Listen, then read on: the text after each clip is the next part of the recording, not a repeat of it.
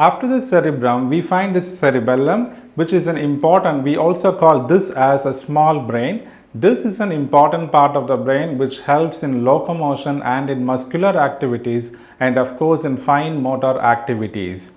What happens here in the cerebellum is that the cerebellum is being separated from the cerebrum by a fold of membrane. So now coming to this fold of membrane, we now have to think of the membranes that cover the brain. We all know that the brain is being covered by a membrane called as a meninges or meninges. There are three such meninges and we have to know the exact anatomical location of all of these meninges so that we can certainly figure out the appropriate code when the surgeon is going to perform the specific procedure. Say for example, the first lining of the meninges is called as Piamater. Pia meaning the pile sheath, and in Latin the mater also means a covering. So the coverings of the brain we call them as meninges. So the closest lining of the brain is called as a Piamater, and next comes this arachnoid membrane or the arachnoid matter, and finally the peripherally we have the Duramater. So it is arranged in this order as pad. You can have it as a mnemonic as pad, where P stands for Pia, A for arachnoid and D for dura.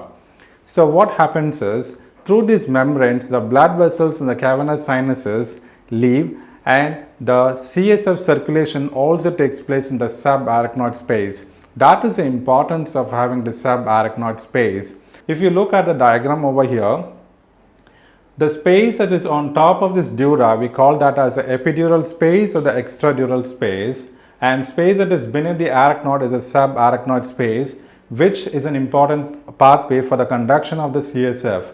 Next comes the subpial space.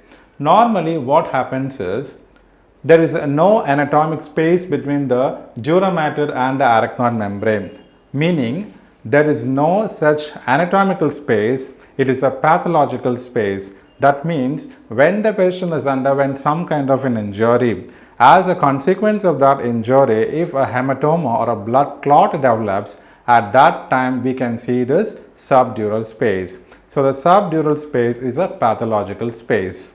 Now what happens is, this entire covering of the brain also goes down beneath the spinal cord, because spinal cord is nothing but the continuation of the medulla oblongata.